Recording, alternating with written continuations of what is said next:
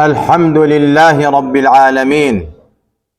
والصلاة والسلام والتكريم والتعظيم على سيدنا محمد سيد المرسلين، وعلى آله وأصحابه وأتباعه وأولياء أمته أجمعين إلى يوم الدين.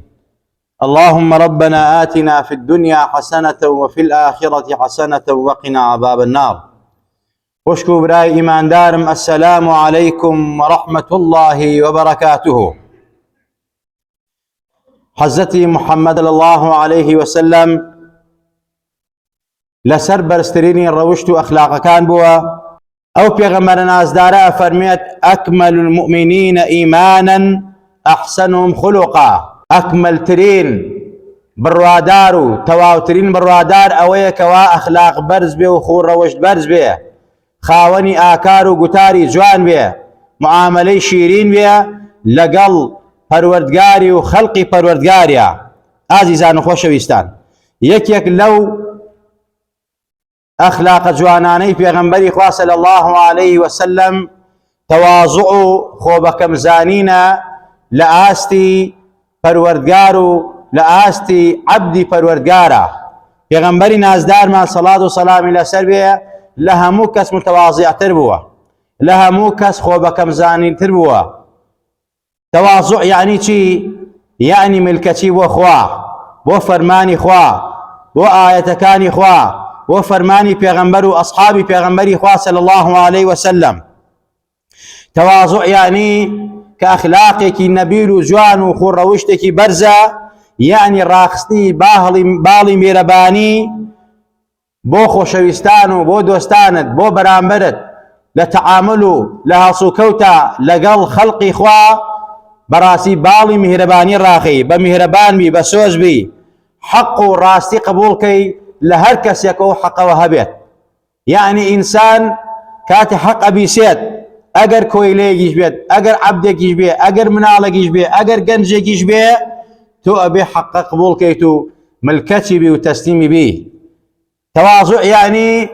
لآستي خلقيا خود بكم بزاني، يعني تو بجواني وهيكل وسيماتا بدسلات وبلو بوستا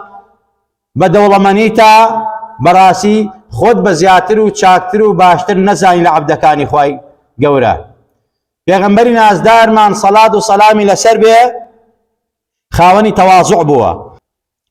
حضرت طاووس افرميت لباوكيوا قال بعث إلى النبي صلى الله عليه وسلم ملك لم يعرفه فقال إن ربك تعالى يخيرك بين أن تكون نبيا عبدا أو نبيا ملكا، فأشار إليه جبريل عليه السلام أن تواضع قال نبيا عبدا.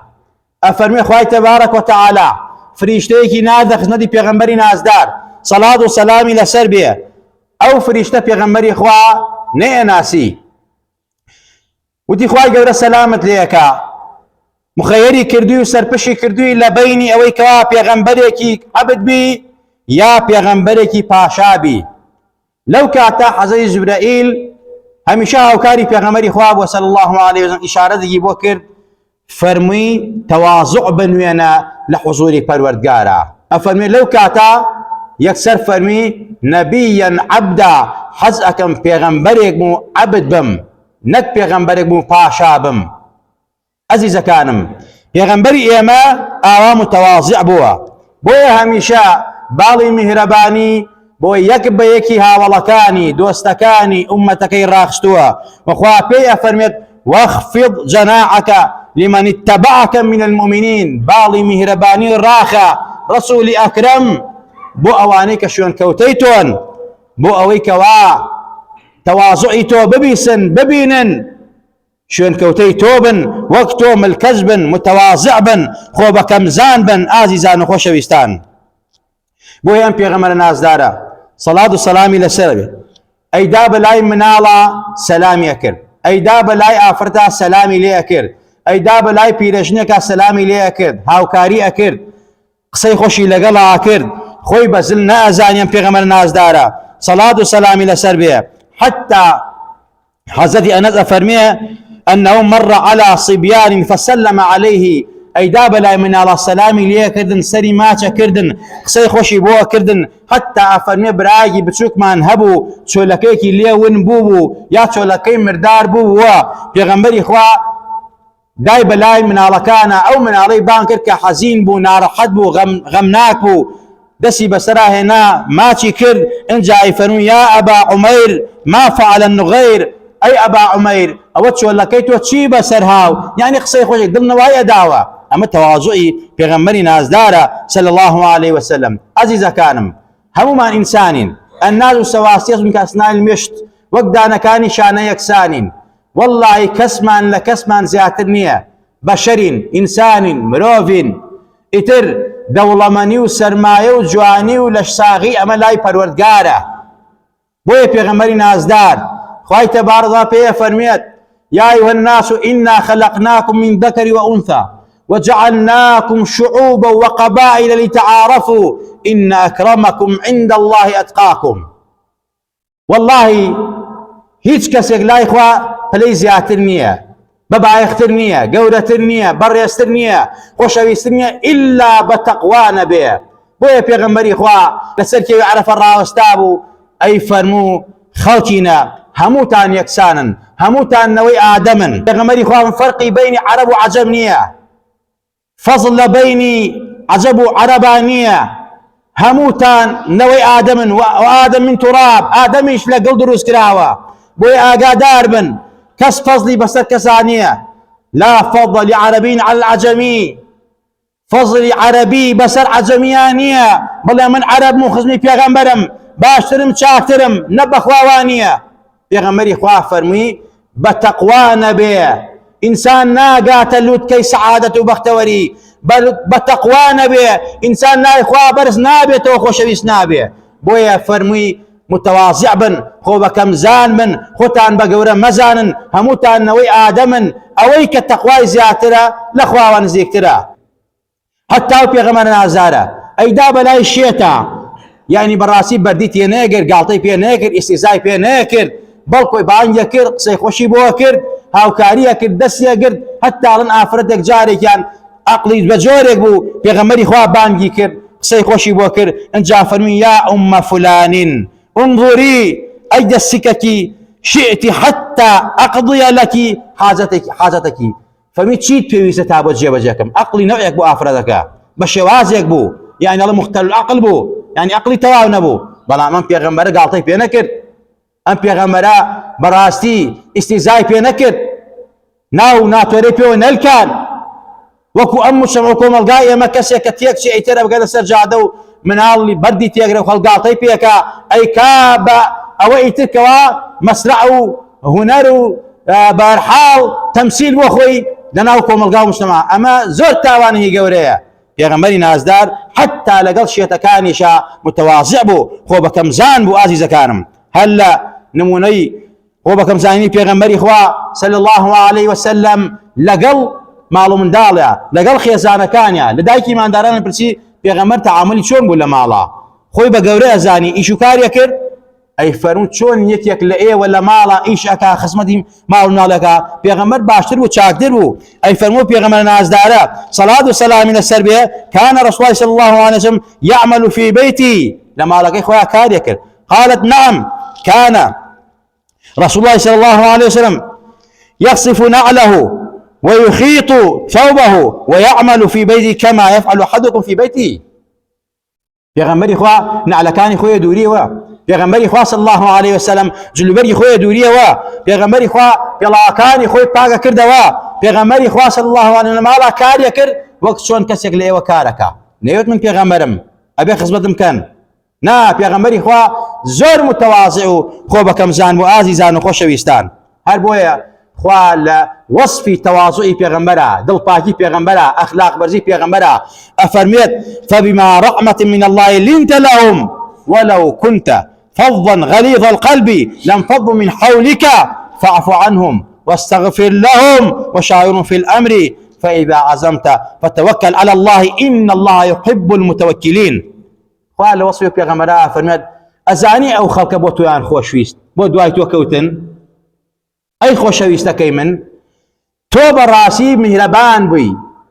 وما أرسلناك إلا رحمة للعالمين كأيمة ما كذو برحمة برزستد كردو لا ژیانی ڕۆژانەی خۆتا بەو ڕەحمەت و میهرەبانیت بەو دڵنەرمیت بەو خۆشەویستیت بەو ئەخلاق بەرزیت بەڕاستی ئەم خەڵکە ئاوا دوای تۆ ئەکەوتن حتا کافری حاقیدی دژی پێغەمبەری خوا کە پێغەمبەری ببینایە ئەخلاقی پێغەمبەری ببینایە بەڕاستی ملکەتی پێغەمبەری خوا بوو صلی الله عليه وسلم یعنی نەیەتوانی بێئەدەبی لە حزمەت پێغەمبەرا بکا بێحورمەتی لە حزمەت پێغەمبەرا بکا صلی الله عليه وسلم بۆ چونکە ئەیزانی ئەم پیاوە کەسێکی ئەخلاق بەرزە ڕەوش بەرزە باشترین و زمانی جەهالەت کە ئەیان بینی هێشتا بانگەشەی پێغەمبەراتی نەکردبوو ئەیان فەرموو محەممەد صادق الوعد الأمين ئەوە محەممەدە صادقە خاوەنی وعدە وعدی ڕاستە بە ئەدەبە بە ئەخلاقە ئەمە ئەخلاقی پێغەمبەر بوو ئەمە میهرەبانی پێغەمبەر بوو صلی الله عليه وسلم بۆیە خوا ئەفەرمێت ولو كنت فظا غليظ القلب ئەگەر تۆ پیاوێکی دڵڕەق بوویتایە پیاوێکی متەکەبیر بوویتایە پیاوێکی خۆبەزلزان بوویتایە کەس بە سواردەوتا نەئەمە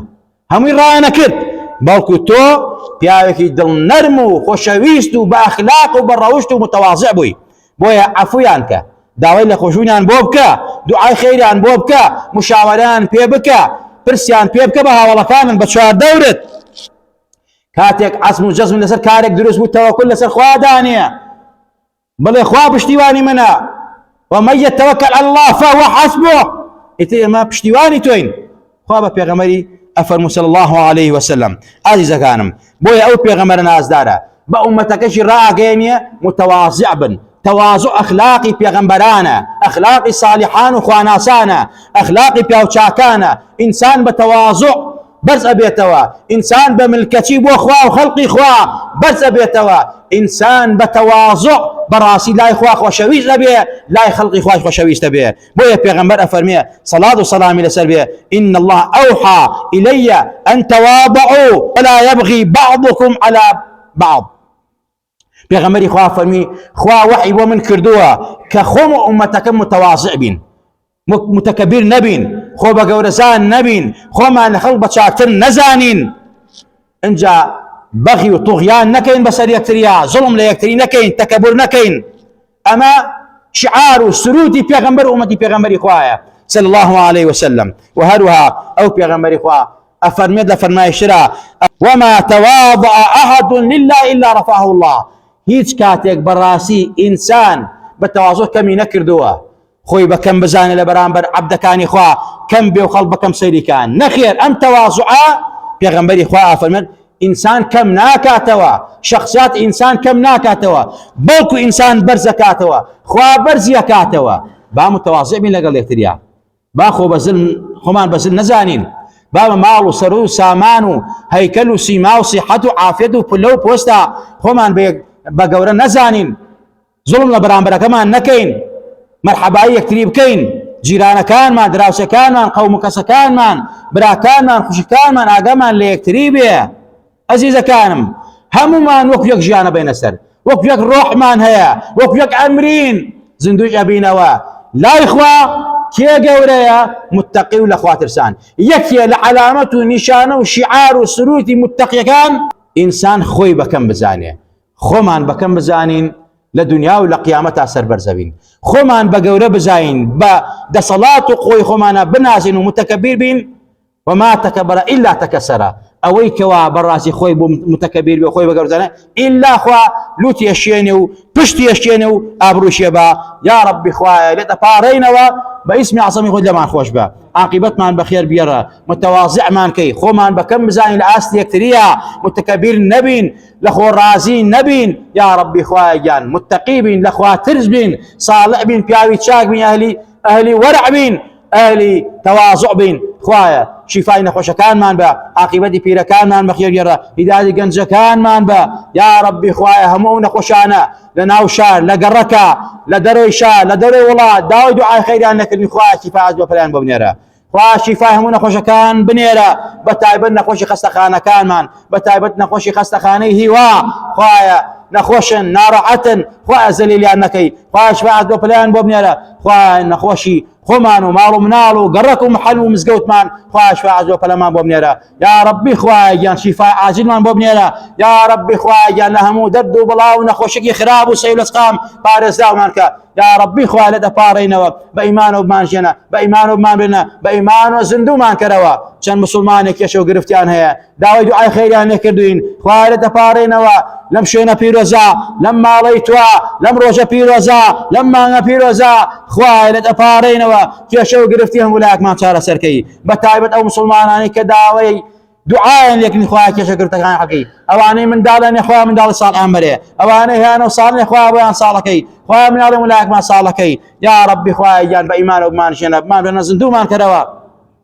يا ربي خواهي جان لروج قيامة لنا وبرزخ وقورا لقبري تسكو تاريك وباركا أو بيغمر بما الناس يتوا تكاو شفاعة من بوبكا يا ربي خواهي زبانا سابتكي لو الله من فرشتكاينا وقورا لروج قيامة شا لسر پردي سيراتو لكاتي ميزان وحساب كتابا بيغمر بان بكا ودرمان نكا تكاو شفاعة من بوبكا بدستي مباركي خوي آوي كوسر من باتي لتوينتي دنیا و قیامت رزگار ماکە یا ربی خوارە دەپاڕێنەوە ئەوانەی کەوا بەشدار بوون لە خێری ئەم مزگەوتە ئاوەدانی ئەم مزگەوتە خوایە بیکەیتە کەشتی نەجات بۆ خۆیان و ماڵ و منداڵیان بیکەیتە سەبەبی شیفای خۆیان و ماڵ و منداڵیان لابەری دەفعی بەڵا و مصیبەت لە خۆیان و ماڵ و منداڵیان قەڵغانی پاراستنی خۆیان و ماڵ و منداڵیان ئەوەی لا ئازار و بەردەوام خزمەتەکە بمالكي تو بمالكاني تو بمسلمانان وإيمانداران دستي وفقير وجاران ومالكاني تو يا خوايا لدبارين وبيرجنا بسريا لدنيا ولا قيامة بعزتك خوايا لدبارين همو لا يكمان بعزتك بحرمته بحياك يا ربي خوايا بحرمتي لا خرافه لا تاوان بارزاو ماركا حياة وحرمة من بارزاوك آمين آمين أقول قولي هذا وأستغفر الله لي ولكم ولسائر المسلمين.